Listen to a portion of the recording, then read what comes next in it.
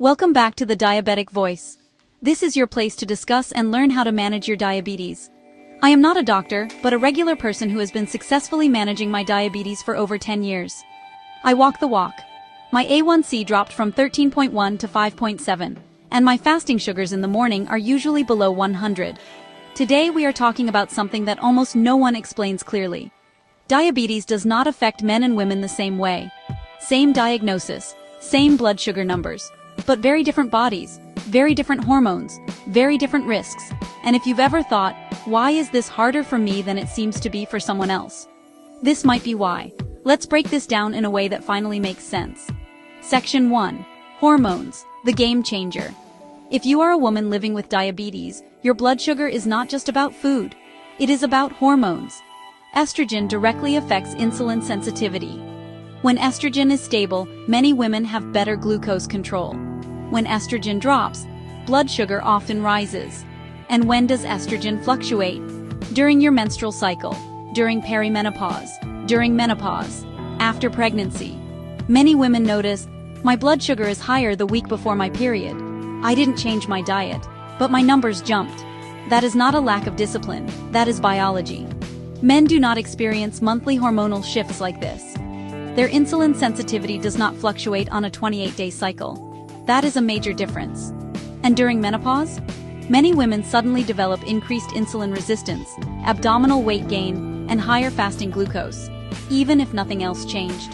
Hormones matter, and women are rarely warned about this. Section 2. Heart disease risk. This is critical. Before diabetes, women naturally have some cardiovascular protection due to estrogen. But once diabetes enters the picture, that protection drops dramatically.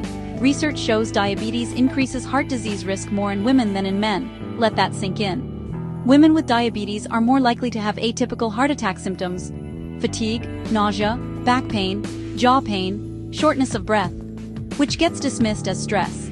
Men often show classic chest pressure earlier. Women are often overlooked. This is why advocacy and awareness matter. Section 3. Fat distribution and insulin resistance.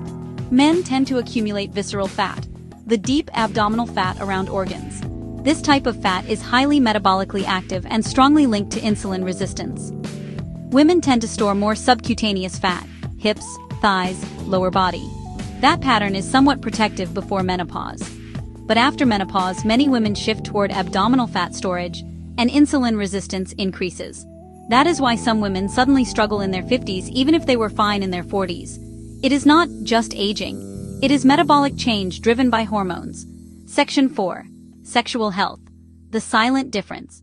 Men with diabetes often experience erectile dysfunction. And here's something important.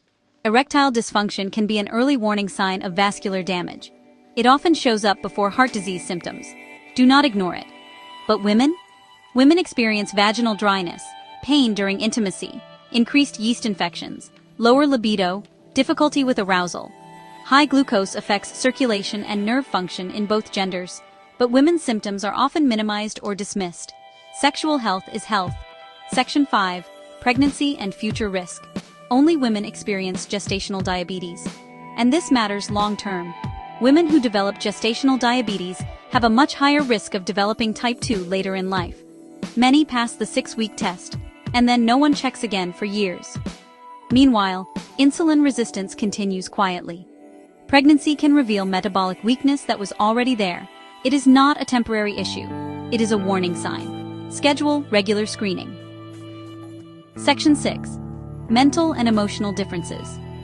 Women with diabetes statistically report higher rates of depression, more diabetes distress, greater caregiving burden, managing their health, their children, their spouse, their aging parents.